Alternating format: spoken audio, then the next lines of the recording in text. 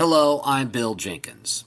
In the Holy Scriptures, the prophet Hosea lamented that my people are destroyed for a lack of knowledge, and that is more true today than it ever has been, because a lot of our knowledge from the past is not available in audiobook format. And as most people are busy looking after children, working, doing whatever it is they do, and because they find old books to be very boring, a lot of people will not simply look at old books because they think, why would I do that?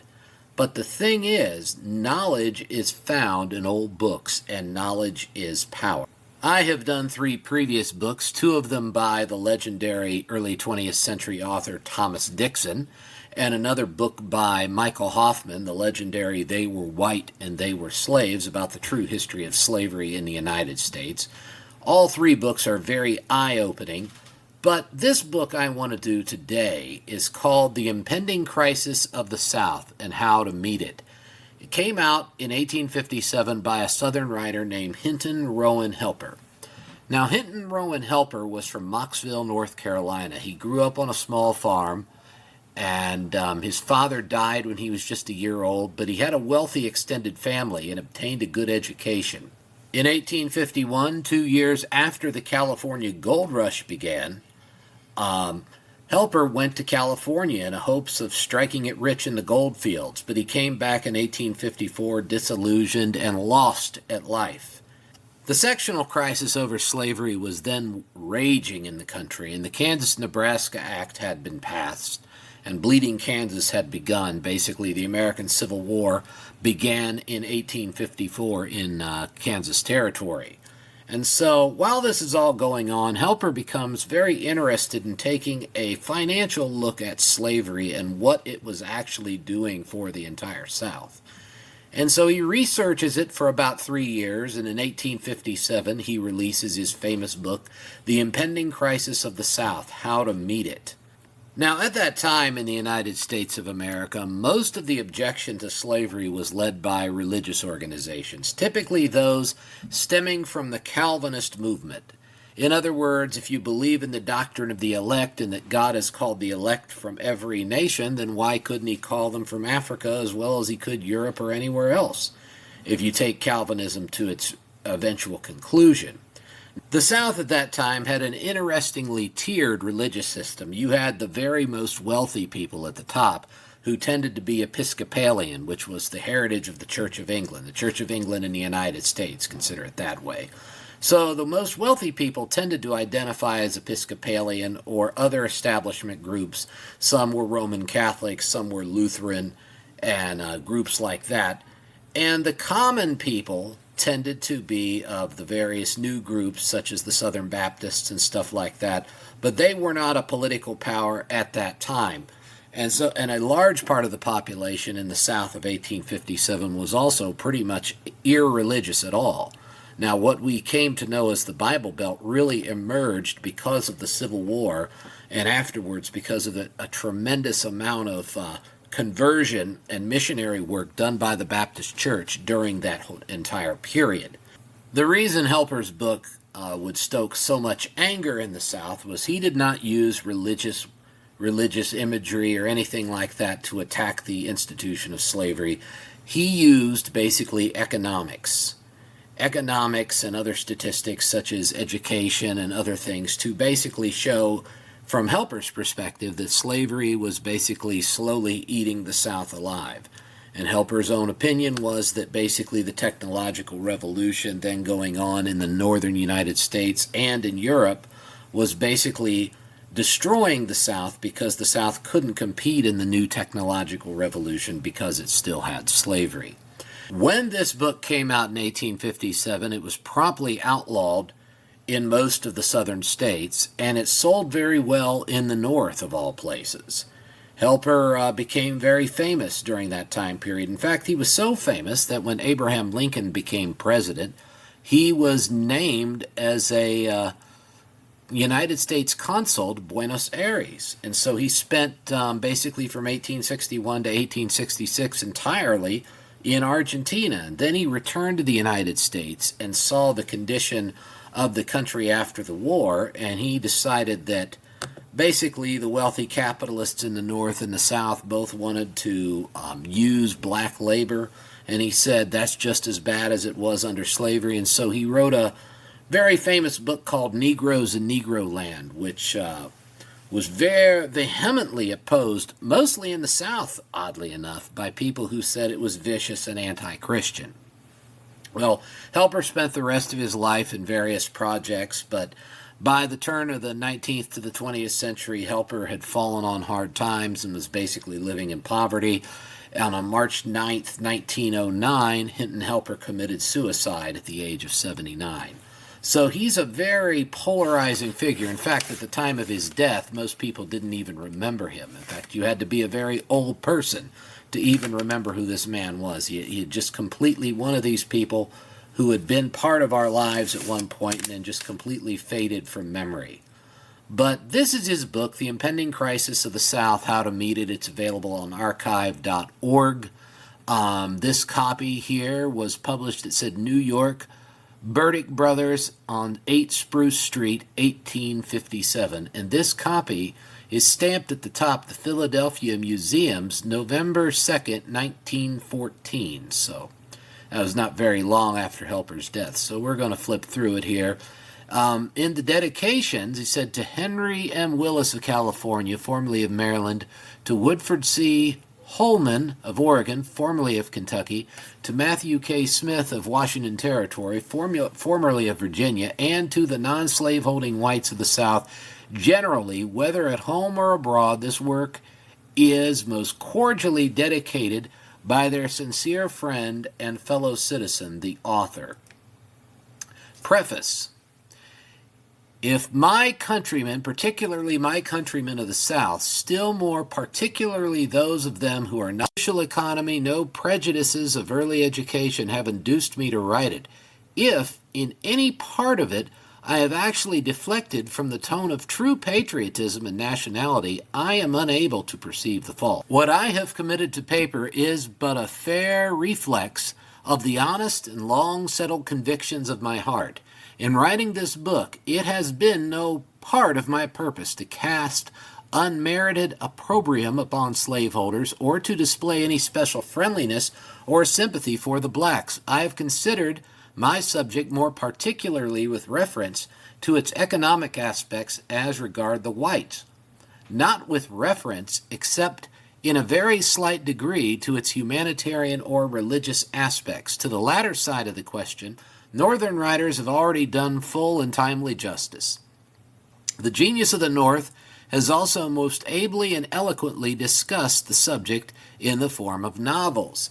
Yankee wives have written the most popular anti-slavery literature of the day. He's referring to Uncle Tom's Cabin. Against this, I have nothing to say. It is all well enough for women to give the fictions of slavery. Men should give the facts. I trust that my friends and fellow citizens of the South will read this book, nay, proud as any Southerner though I am, I entreat, I beg of them to do so.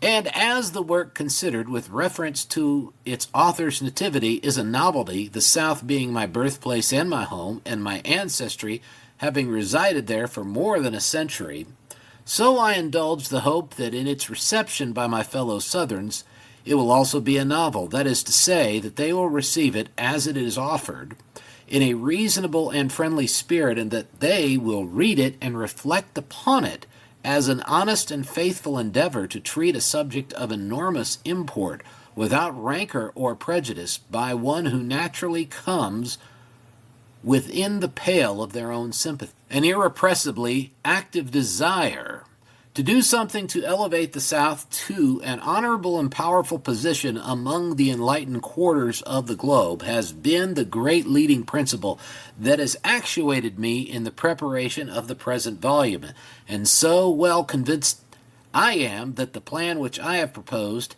is the only really practical one for achieving the desired end, that I earnestly hope to see it prosecuted with energy and zeal until the flag of freedom shall wave triumphantly alike over the valleys of Virginia and the mounds of Mississippi. Hinton Rowan Helper, June 1857. So there's the preface to the book. Okay, I'm going to flip through the contents here. There's quite a few chapters, but we're going to start here in Chapter 1. Comparison between the free and the slave states. It is not our intention in this chapter to enter into an elaborate ethnographical essay to establish peculiarities of difference, mental, moral, and physical, in the great family of man. Neither is it our design to launch into a philosophical disquisition on the laws and principles of light and darkness with a view of adducing any additional evidence of the fact that as a general rule, the rays of the sun are more fructifying and congenial than the shades of night. Nor yet is it our purpose, by writing a formal treatise on ethics, to draw a broad line of distinction between right and wrong, to point out the propriety of morality and its advantages over immorality, nor to waste time impressing a universally admitted truism that virtue is preferable to vice. Self-evident truths require no argumentative demonstrations. What we mean to do is simply this: to take a survey of the relative position and importance of the several states of this Confederacy from the adoption of the National Compact, the Constitution, and when of two sections of the country starting under the same auspices and with equal natural advantage, we find the one rising to a degree of almost unexampled power and eminence, and the other sinking into a state of comparative imbecility and obscurity, it is our determination to trace out the causes which have led to the elevation of the former and the depression of the latter, and to use our most earnest and honest endeavors to utterly extirpate whatever opposes the progress and prosperity of any portion of the Union. This survey we have already made.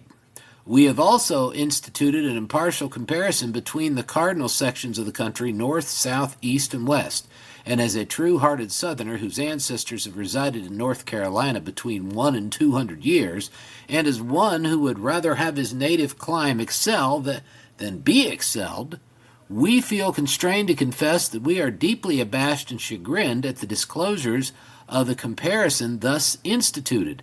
At the time of the adoption of the Constitution in 1789, we commenced an even race with the North. All things considered, if either the North or South had the advantage, it was the latter. In proof of this, let us introduce a few statistics, beginning with the states of New York and Virginia.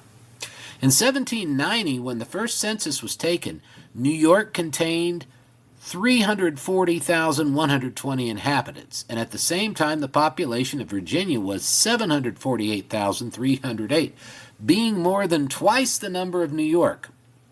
Just 60 years afterward, as we learn from the census of 1850, New York has a population of 3,097,394, while that of Virginia was only 1,421,661, being less than half the number of New York.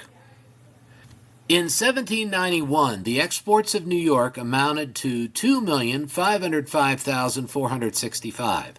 The exports of Virginia amounted to 3,130,865. In 1852, the exports of New York amounted to 87,484,456. The exports of Virginia during the same year amounted to only 2,724,657. So what do you see? The exports of Virginia actually declined. In 1790, the imports of New York and Virginia were about equal. In 1853, the imports of New York amounted to the enormous sum of $178,270,999, while those of Virginia for the same period amounted to the pitiful sum of only $399,004. In 1850, the products of manufacturers, mining, and mechanic arts in New York amounted to $237,597,249. Those of Virginia amounted to only $29,705,387.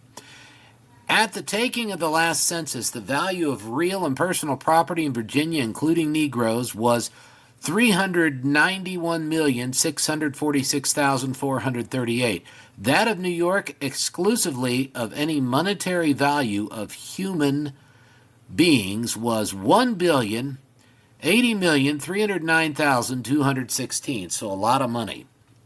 In August 1856, The real and personal estates assessed in the city of New York amounted in valuation to $511,740,491, showing that New York City alone is worth far more than the whole state of Virginia. What says one of Virginia's own sons? He still lives. Let him speak, says Governor Wise. It may be painful, but nevertheless profitable to recur occasionally to the history of the past, to listen to the admonitions of experience and learn lessons of wisdom from the efforts and actions of those who have preceded us in the drama of human life. The records of former days show that at a period not very remote, Virginia stood preeminently the first commercial state in the Union, when her commerce exceeded in amount that of all the New England states combined, when the city of Norfolk owned more than 100 trading ships and her direct foreign trade exceeded that of the city of New York, now the center of trade and the great emporium of North America. At the period of the War of Independence, the commerce of Virginia was 4 times larger than that of New York. The cash value of all the farms, farming implements, and machinery in Virginia in 1850 was $223,423,315. The value of the same in New York in the same year was $576,631,568. In about the same ratio does the value of the agricultural products and livestock of New York exceed the value of the agricultural products and livestock of Virginia. But we will pursue this humiliating comparison no further. With feelings mingled with indignation and disgust, we turn from the picture, and we will now pay our respects to Massachusetts and North Carolina. In 1790, Massachusetts contained 378,717 inhabitants. In the same year, North Carolina contained 393,751. In 1850, the population of Massachusetts was 994,514, all freemen, while that of North Carolina was only 869,039, of whom 288,548 were slaves. Massachusetts has an area of only 7,800 square miles. The area of North Carolina is 50,704 square miles, which, though less than Virginia, is considerably larger than the state of New York. Massachusetts and North Carolina each have a harbor, Boston and Beaufort, which harbors, with the states that back them, are by nature possessed of about equal capacities and advantages for commercial and manufacturing enterprise. Boston has grown to be the second commercial city in the Union. Her ships, freighted with the useful and unique inventions and manufactures of her ingenious artisans and mechanics, and bearing upon their stalwart arms the majestic flag of our country, glide triumphantly through the winds and over the waves of every ocean. She has done and is now doing great honor to herself, her state, and the nation, and her name and fame are spoken with reverence in the remotest regions of the earth. How is it with Beaufort in North Carolina, whose harbor is said to be the safest and most commodious anywhere to be found on the Atlantic coast, south of the harbor of New York, and but little inferior to that? Has anybody ever heard of her? Side note, at the time he's writing this, Beaufort, North Carolina only has 1,661 people, and by the start of the Civil War, its population would actually be smaller. And he says, has anybody ever heard of Beaufort? Do the masts of her ships ever cast a shadow on foreign water? Upon which distant or benighted shore have her merchants and mariners ever hoisted our national ensign, or spread the arts of civilization and peaceful industry? What changes, worthy of note, have taken place in the physical features of her superficies since the evening and the morning were the third day? But we will make no further attempt to draw a comparison between the populous, wealthy, and renowned city of Boston and the obscure, despicable little village of Beaufort, which, notwithstanding the placid bosom of its deep and well-protected harbor, has no place in the annals or records of the country, and is scarcely has ever been heard of 50 miles from home. In 1853, the exports of Massachusetts amounted to 16,895,304, and her imports to 41,367,956. During the same time, and indeed during all of the time From the period of the formation of the government up to 1853 inclusive, the exports and imports of North Carolina were so utterly insignificant that we are ashamed to record them. In 1850, the products of manufacture, mining, and mechanic arts in Massachusetts amounted to 151,137,145. Those of North Carolina only 9,111,245. In 1856, the products of those industrial pursuits in Massachusetts had already increased to something over $288 million, and a sum of more than twice the value of the entire cotton crop of all of the southern states. In 1850, the value of all the real and personal estate in Massachusetts, without recognizing property in man or setting a monetary price on the head of a single citizen, white or black, amounted to $573,342,286. The value of the same in North Carolina, including Negroes, amounted to only $226,800,472.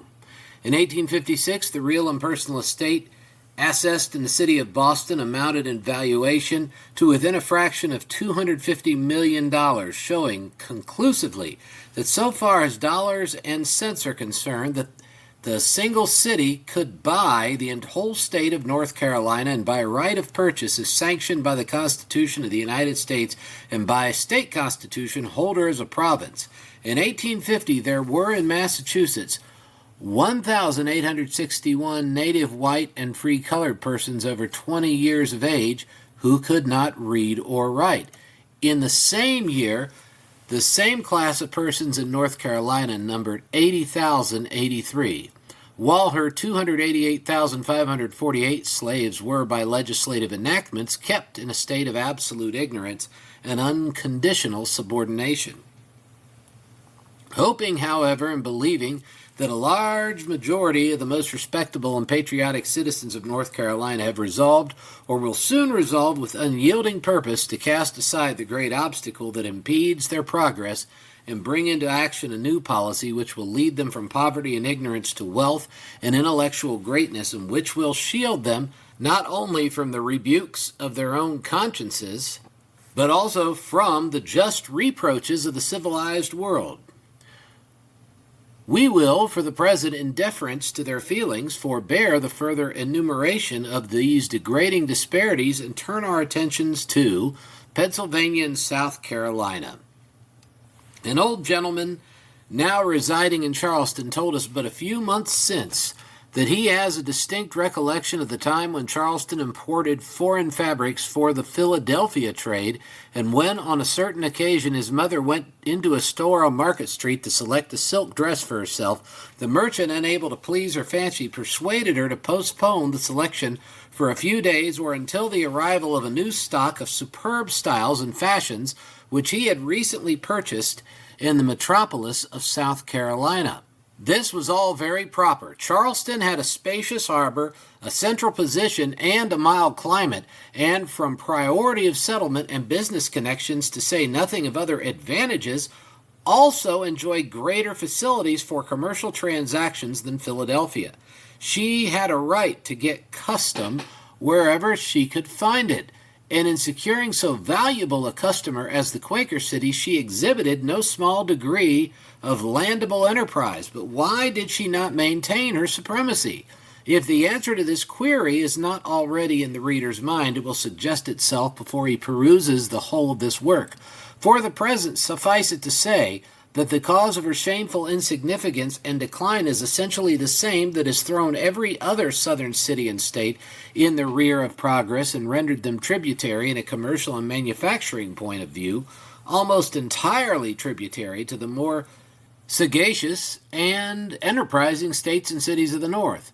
A most unfortunate day was that for the Palmetto State, and indeed for the whole South, when the course of trade was changed, and she found herself the retailer of foreign and domestic goods imported and vended by wholesale merchants at the North. Philadelphia ladies no longer looked to the South for the late fashions of fine silks and satins. No Quaker dame now wears drab apparel of Charleston importation. Like other niggervilles in our disreputable part of the Confederacy, the commercial emporium of South Carolina is sick and impoverished. Her silver cord has been loosed, her golden bowl has been broken, and her unhappy people, without proper or profitable employment, poor in pocket and few in number, go mourning or loafing about the streets. Her annual importations are actually less now than they were a century ago when South Carolina was the second commercial province on the continent, Virginia being the first. In 1760, as we learned from Mr. Benton's 30 Years' View, the foreign imports into Charleston were 2,662,000. In 1855, they amounted to only 1,750,000. In 1854, the imports into Philadelphia, which in foreign trade ranks at present but fourth among the commercial cities of the Union, were 21,963,021. In 1850, the products of manufacturing, mining, and mechanic arts in Pennsylvania amounted to 155,044,910. The products of the same in South Carolina amounted to only 7,063,513. As shown by the census report of 1850, which was prepared under the superintendence of a native of South Carolina who certainly will not be suspected of injustice to his own section of the country, the southern states, the cash value of all the farms, farming implements, and machinery in Pennsylvania was $422,598,640. The value of the same in South Carolina in the same year was only $86,518,038. From a compendium of the same census, we learned that the value of all the real and personal property in Pennsylvania, actual property, no slaves, amounted to $729,144,988. The value of the same in South Carolina, including the estimated, we were told to say fictitious value of 384,925 Negroes, amounted to only $288,257,694. We have not been able to obtain the figures necessary to show the exact value of the real and personal estate in Philadelphia, but the amount is estimated to be not less than $300 million. And as in 1850, there were 408,762 free inhabitants in the single city of Philadelphia, against 283,544 of the same class in the whole state of South Carolina, it is quite evident that the former is more powerful than the latter and far ahead of her in all the elements of genuine and permanent superiority. In Pennsylvania in 1850, the annual income of public schools amounted to $1,348,249. The same in South Carolina in the same year amounted to only $200,600. In the former state, there were 393 libraries other than private. In the latter state, only 26. In Pennsylvania, 310 newspapers and periodicals were published, circulating 84,898,672 copies annually. In South Carolina, only 46 newspapers and periodicals were published, circulating but 7,145,930 copies per annum. The incontrovertible facts we have thus far presented are, we think, amply sufficient both in number and magnitude to bring conviction to the mind of every candid reader that there is something wrong, socially, politically, and morally wrong in the policy under which the South has so long loitered and languished. Else, how is it that in the North, under the operations of a policy directing the opposite of ours, has surpassed us in almost everything great and good, and has left us standing before the world an object of merited reprehension and derision? For one, we are heartily ashamed of the inexcusable weakness, inertia, and dilapidation everywhere so manifest throughout our native section. But the blame properly attaches itself to a usurping minority of the people, and we are determined that it shall rest where it belongs. More on this subject, however, after a brief but general survey of the inequalities and disparities that exist between those two grand divisions of the country, which, without reference to the situation that any part of their territory bears to the cardinal points, are every day becoming more familiarly known by the appropriate appellation of the free and the slave states. It is a fact well known to every intelligent Southerner that we are compelled to go to the North for almost every article of utility and adornment, from matches, shoe pegs, and paintings, up to cotton mills, steamships, and statuary, that we have no foreign trade, no princely merchants, no respectable artists, that in comparison with the free states we contribute nothing to the literature, polite arts, and inventions of the age, that for want of profitable employment at home, large numbers of our native population find themselves necessitated to emigrate to the West, whilst the free states remain not only the larger proportion of those born within their own limits, but induce annually hundreds of thousands of foreigners to settle and remain amongst them, that almost everything produced at the North meets with the ready sale, while at the same time there is no demand even among our own citizens for the production of Southern industry.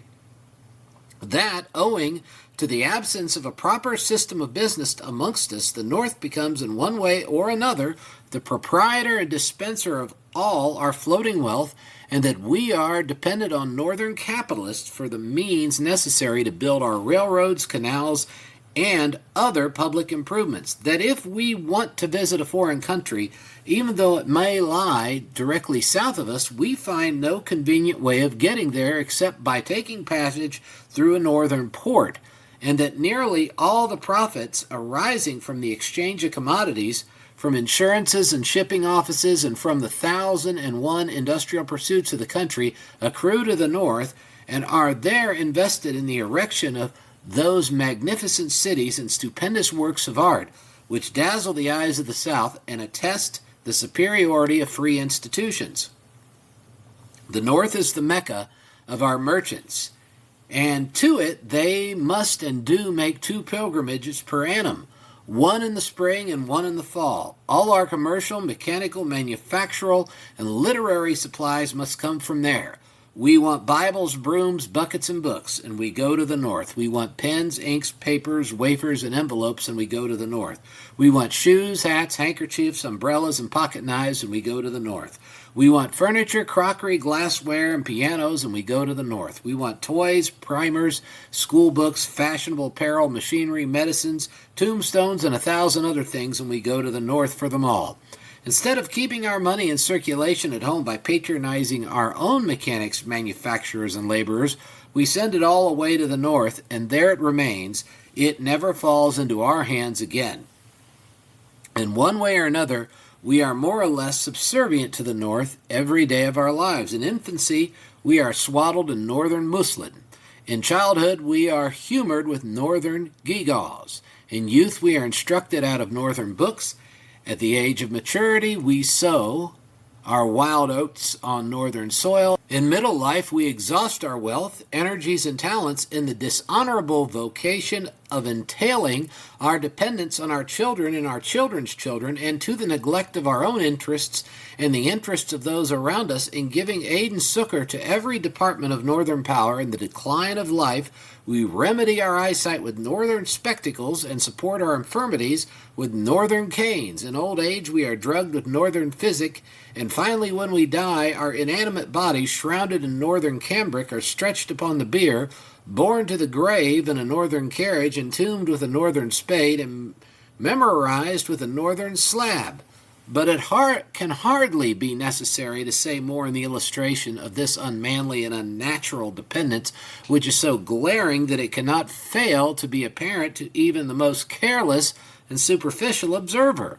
All the world sees, or ought to see, that in a commercial, mechanical, manufactural, financial, and literary point of view, we are as helpless as babies, that in comparison with the free states, our agricultural resources have been greatly exaggerated, misunderstood, and mismanaged, and that instead of cultivating among ourselves a wise policy of mutual assistance and cooperation with respect to individuals, and of the self-reliance with respect to the South's at large, instead of giving countenance and encouragement to the industrial enterprise projected in our midst, and instead of building up, aggrandizing, and beautifying our own states, cities, and towns, we have been spending our substance at the North, and are daily augmenting and strengthening the very power which now has us so completely under its thumb.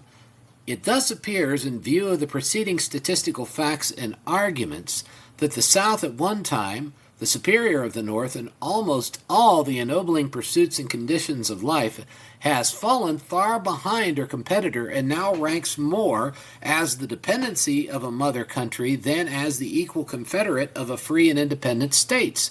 Following the order of our tasks, the next duty that devolves upon us is to trace out the causes which have conspired to bring about this important change and to place on record the reasons as we understand them.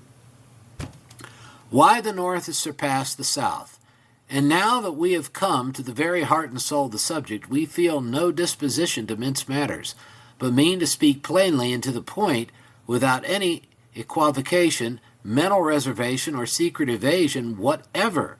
The son of a venerated parent who, while he lived, was a considerate and merciful slaveholder, a native of the South, born and bred in North Carolina, of a family whose home has been in the valley of the Yadkin for nearly a century and a half, a Southerner by instinct and by all the influences of thought, habits, and kindred, with the desire and fixed purpose to reside permanently within the limits of the South, and with the expectation of dying there also, we feel we have the right to express our opinion, however humble or unimportant it may be, on any and every question that affects the public good.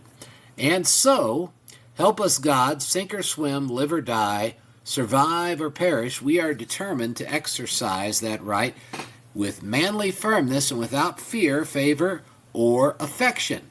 And now to the point. In our opinion, an opinion which has been formed from data obtained by assiduous researches and comparisons from laborious investigation, logical reasoning, and earnest reflection, the causes which have impeded the progress and prosperity of the South, which have dwindled our commerce and other similar pursuits into the most contemptible insignificance, sunk a large majority of our people into galling poverty and ignorance, rendered a small minority conceited and tyrannical, and driven the rest away from their homes, entailed upon us a humiliating dependence on the free states, disgraced us in the recesses of our own souls, and brought us under reproach in the eyes of all civilized and enlightened nations, may all be traced to one common source, and there find solution in the most hateful and horrible word that was ever incorporated into the vocabulary of human economy: slavery. Bear amiss the institution of slavery, believing it to be wrong both in principle and practice, and having seen and felt its evil influences upon individuals, communities, and states, we deem it a duty no less than a privilege to enter our protest against it and to use our most strenuous efforts to overturn and abolish it. Then we are an abolitionist? Yes. Not merely a free soiler, but an abolitionist in the fullest sense of the term. We are not only in favor of keeping slavery out of the territories, but carrying our opposition to the institution a step further, we here unhesitatingly declare ourselves in favor of its immediate and unconditional abolition in every state in this confederacy where it now exists. Patriotism makes us a free soiler. State pride makes us an emancipationist. A profound sense of duty to the South makes us an abolitionist. A reasonable degree of fellow feeling for the Negro makes us the colonializationist. With the free state men in Kansas and Nebraska, we sympathize with all our heart. We love the whole country, the great family of states and territories, one and inseparable, and would have the word liberty engraved as an appropriate and truthful motto on the escutcheon of every member of the Confederacy.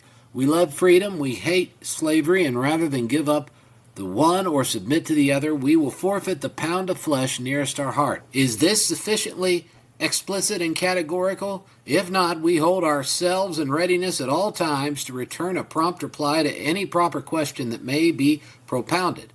Our repugnance to the institution of slavery springs from no one-sided idea or sickly sentimentality. We have not been hasty in making up our minds on the subject. We have jumped at no conclusion. We have acted with perfect calmness and deliberation. We have carefully considered and examined the reasons for and against the institution, and have taken also into account the probable consequences of our decision. The more we investigate the matter, the deeper becomes the conviction that we are right, and with this to impel and sustain us, we pursue our labor with love, hope, and with constantly renewing vigor. That we shall encounter opposition we consider certain, perhaps We may even be subjected to insult and violence from the conceited and cruel oligarchy of the South. We could look for nothing less, but we shall shrink from no responsibility and do nothing unbecoming a man. We know how to repel indignity, and if assaulted, shall not fail to make the blow recoil upon the aggressor's head. The road we have to travel may be a rough one, but no impediment shall cause us to falter in our course. The line of our duty is clearly defined, and it is our intention to follow it faithfully or die in the attempt. But thanks to heaven, we have no ominous forebodings of the result of the contest now pending between liberty and slavery in this Confederacy. Though neither a prophet nor the son of a prophet, our vision is sufficiently penetrative to divine the future so far as to be able to see that the peculiar institution has but a short and, as heretofore, inglorious existence before it. Time, the righter of every wrong, is ripening events for the desired consummation of our labors and the fulfillment of our cherished hopes. Each revolving year brings nearer to the inevitable crisis. The sooner it comes, the better. May heaven, through our humble efforts, hasten its advent. The first and most sacred duty of every Southerner who has the honor and the interest of his country at heart is to declare himself an unqualified and uncompromisingly an abolitionist. No conditional or halfway declaration will avail. No mere threatening demonstration will succeed. With those who desire to be instrumental in bringing about the triumph of liberty over slavery, there should be neither evasion, vacillation, nor equivocation. We should listen to no modifying terms or compromises that may be proposed by the proprietors of the unprofitable and ungodly institution. Nothing short of the complete abolition of slavery can save the South from falling into the vortex of utter ruin. Too long have we yielded a submissive obedience to the tyrannical domination of an inflated oligarchy. Too long have we tolerated their arrogance and self-conceit. Too long have we submitted to their unjust and savage exactions. Let us now wrest from them the scepter of power, establish liberty and equal rights throughout the land, and henceforth and forever guard our legislative halls from the pollutions and usurpations of pro-slavery demagogues. We have stated in a cursory manner the reasons as we understand them why the North has surpassed the South and has endeavored to show, we think successfully, that the political salvation of the South depends upon the speedy and unconditional abolition of slavery. We will not, however, rest the case exclusively on our own arguments, but will again appeal to the incontrovertible facts and statistics to sustain us in our conclusions. But before we do so, we desire to fortify ourselves against a charge that is too frequently made by careless and superficial readers.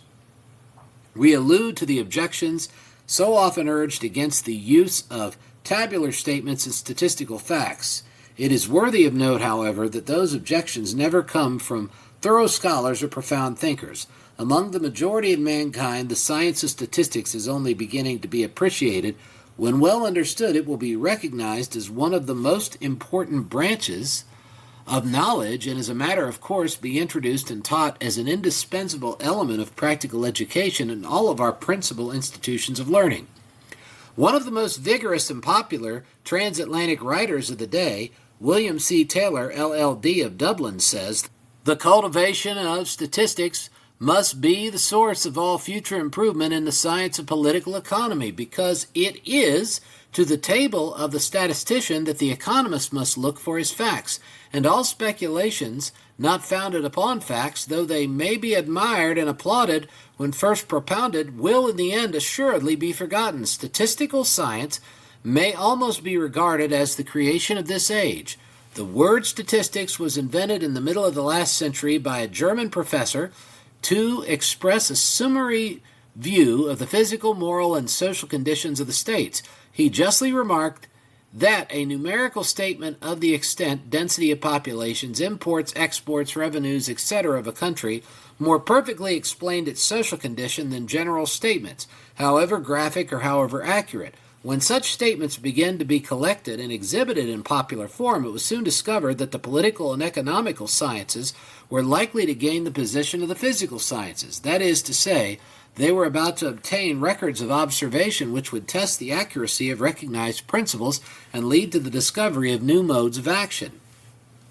But the great object of this new science is to lead the knowledge of human nature, that is, to ascertain the general course of the operation of man's mental and moral faculties, and to furnish us with the correct standard of judgment by enabling us to determine the average amount of the past as a guide to the average probability of the future.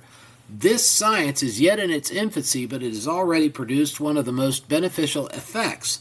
The accuracy of the tables of life have rendered the calculations of rates of insurance a matter